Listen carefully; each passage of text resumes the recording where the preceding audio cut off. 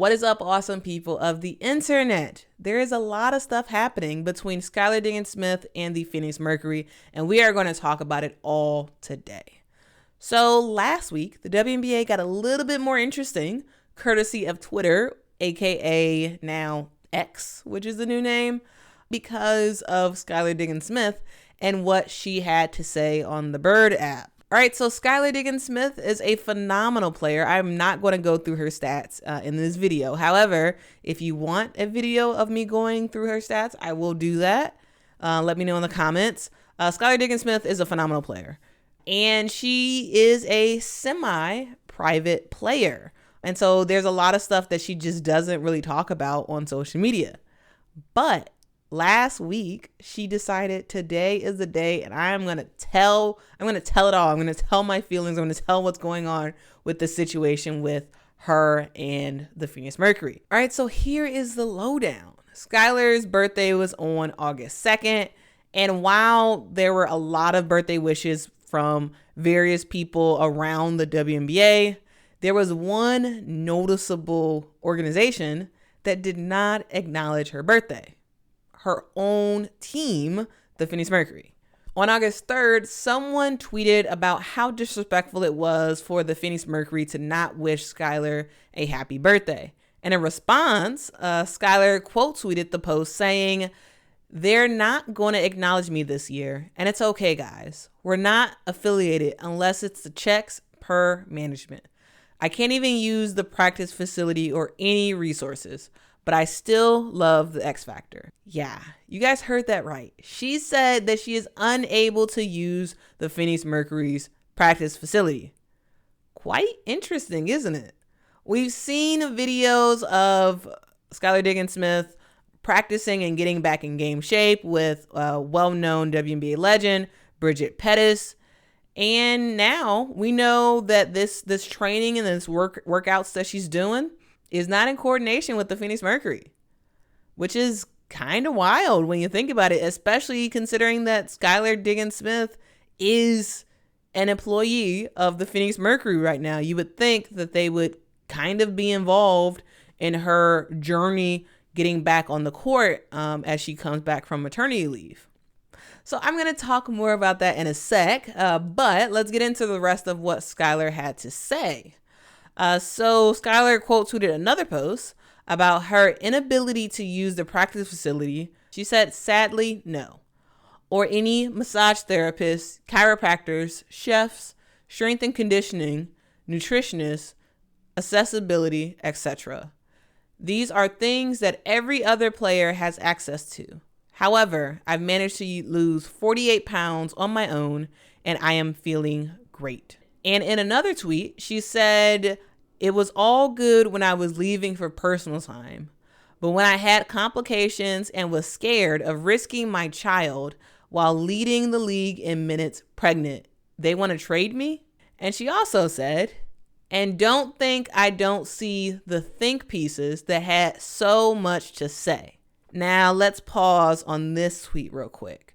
So I think that she is likely referring to Josh Weinfuss's article from May of this year. This article primarily focused on Diana Taurasi, and it briefly went over Phoenix's strange season last year. And the article includes the most randomest stray directed towards Skylar Diggins-Smith. It was very, very interesting. And when I read it, I was like, what? Is this true? I don't think so, but this is odd. So yeah, I'm going to read that excerpt from the article that Josh wrote. I'm going to read that to you all. And to make sure I'm including as much context as possible, I'm actually going to read up a couple lines before the stray, so you all can kind of get this section sort of in context. All right, so here is what Josh wrote. The 2022 season was supposed to be the summer the Mercury made a run for a fourth WNBA title after adding Tina Charles and Diamond DeShields to complement Taurasi, Griner, and point guard Skylar Diggins-Smith. But their supposed super team unraveled quickly. Griner was detained in Russia beginning in February of 2022. Charles asked for a contract divorce from the Mercury after 16 games. Diggins-Smith didn't get along well with, anyone on the team. And injuries decimated the roster, including Taurasi, who missed the last final games and the playoffs. So yeah, did y'all catch that? Josh claims that Skylar Diggins-Smith didn't get along with anyone on her team, which is an extremely, extremely bold statement to make, especially coming from an ESPN reporter who doesn't fully cover the WNBA at all. So how would he know that no one on the team really likes her? And if you look back on that section that I just read, you hear fact after fact after fact, and then you hear the random stray to Skylar Diggins-Smith that was fully based on opinions. And whose opinions? We don't even know, because there's no sort of citing of his sources for him getting that information. Did Josh interview every single member of the Phoenix roster last season, specifically asking them about Skylar Diggins-Smith? If not, how does he know no one on the team liked her? It's certainly a surprising remark to make, especially very casually about someone. It was sort of like a throwaway line, basically, about Skylar Diggins-Smith, which was just odd. So yeah, I think that the tweet that Skylar made was directed towards Josh, and specifically the article he wrote, sending that stray to Skylar.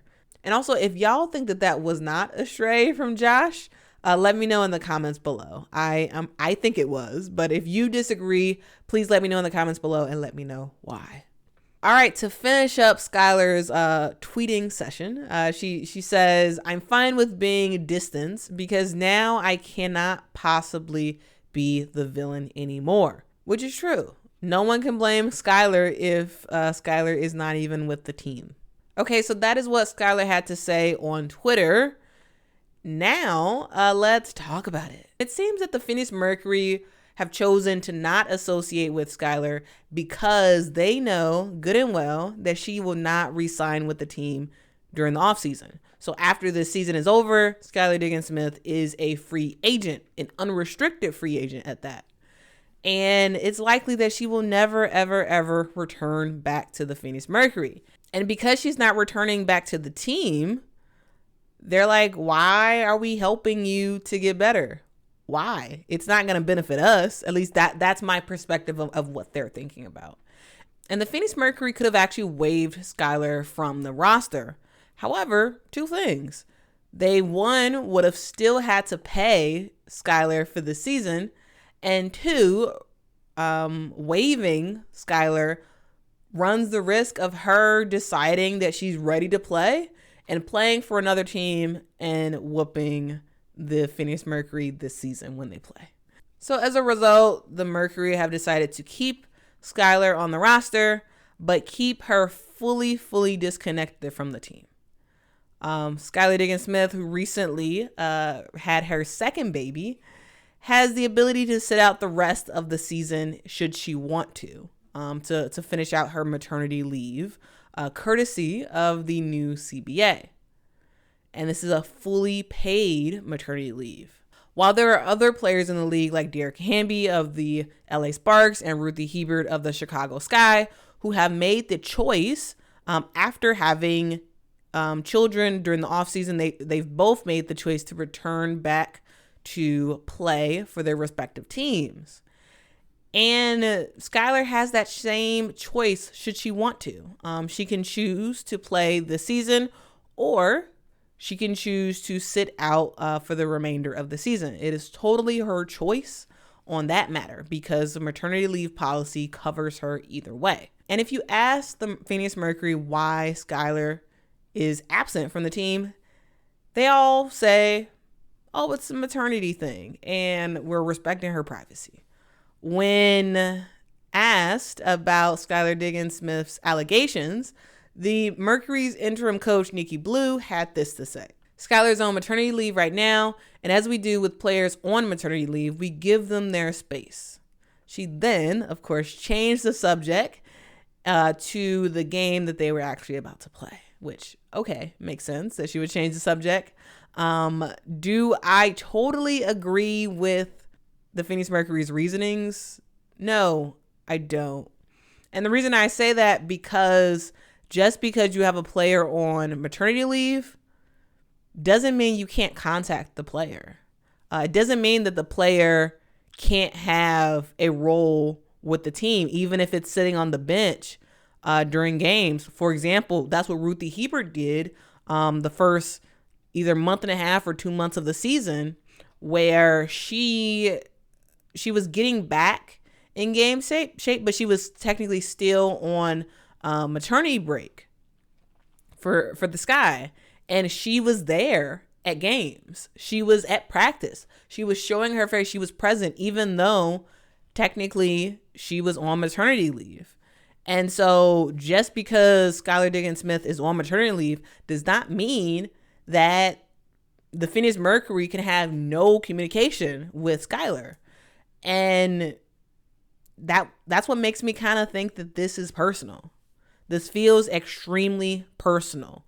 And it feels like someone in the organization, or someone's in the organization, have a serious problem with Skylar. And that's why they are keeping their distance from her and choosing not to help her get back into basketball shape. And it seems like the players and coaches are kind of putting a rock in a hard place with trying to delicately answer the questions about Skylar Diggins-Smith, because they're probably instructed to just avoid talking about Skylar at all costs.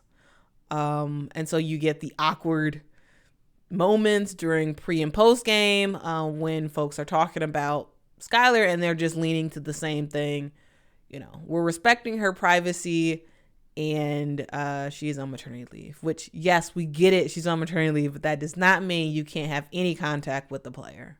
And I really can't help but wonder if this all boils down to the issue that Skylar and Diana Taurasi had last season. We all remember them two getting into each other's faces.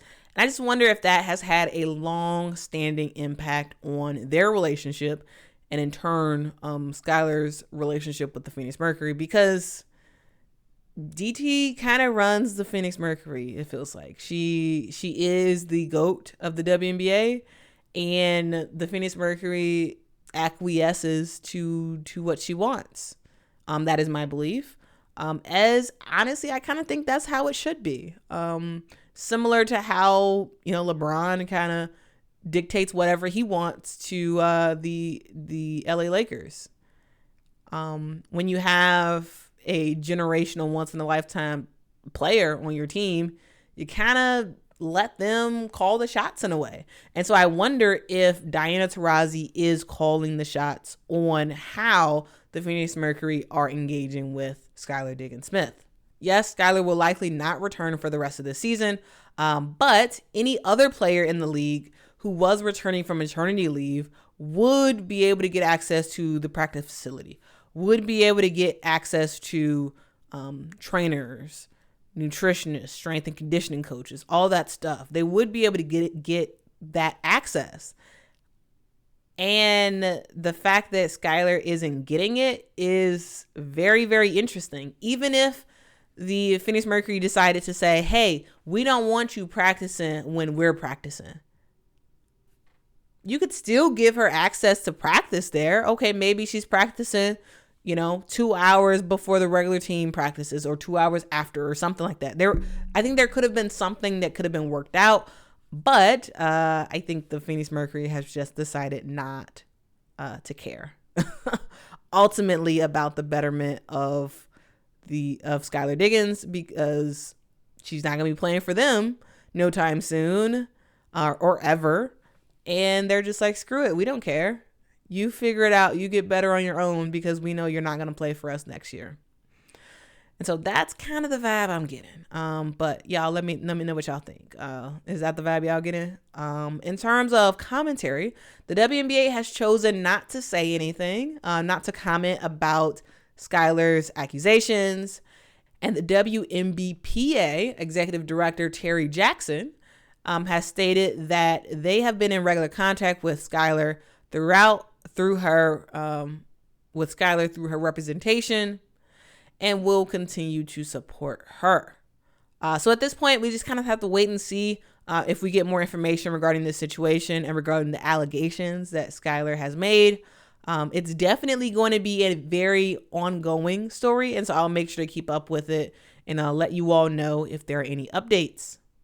All right, so where does Skylar Diggins-Smith go from here? Well, it's safe to say that Skylar's time with the Phoenix Mercury organization is over at this point. Of course, she still loves the fans, the X Factor, and she's likely cool with some of her teammates, even though that article that Josh wrote kind of says otherwise.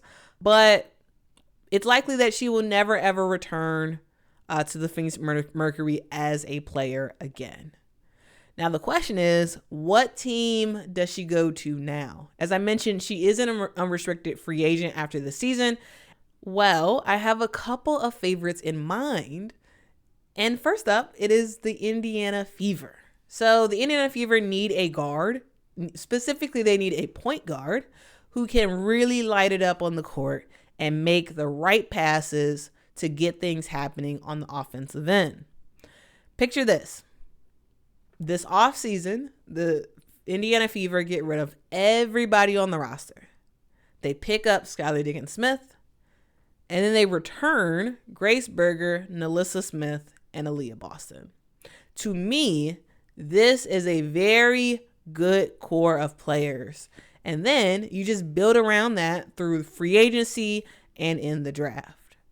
I think that's a kind of a good setup for the complete rebuilding of the Indiana Fever. What do y'all think? Let me know. But hey, if the Indiana Fever thing does not work out, I got another suggestion for Skylar.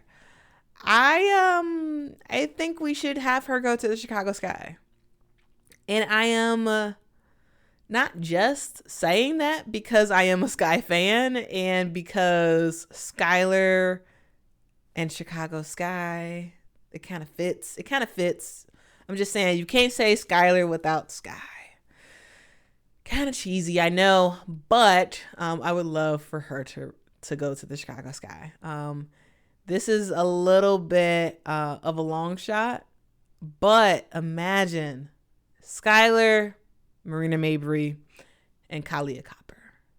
Like, oh my God, that would be fire.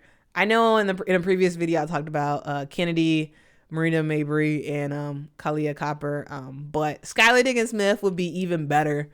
It would just be so fun to watch those three play together. Might not be likely, but I think it would be fun. Even if Ka decided not to re-sign with the Chicago Sky next season, Marina and Skylar would be a really good duo, I think.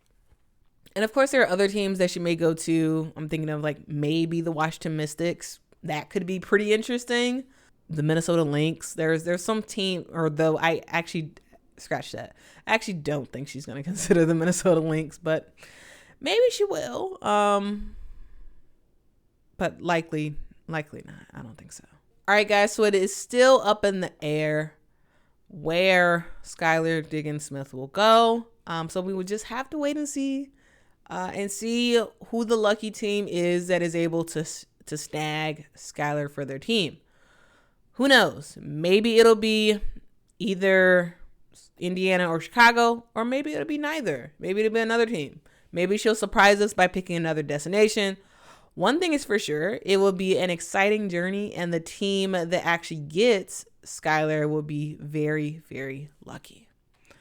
All right, folks, that is the video. Thanks so much for watching this video till the end. I really appreciate it. But wait, before you go, I have a couple of questions for you. How do you think the whole Skylar Diggins-Smith situation is going with Phoenix? Do you believe what she is alleging against Phoenix? And if you do side with the Mercury on this and think that they've handled this okay, let me know why. Or if you think they messed up and they shouldn't be prohibiting her from the practice facilities and whatnot? Let me know in the comments below.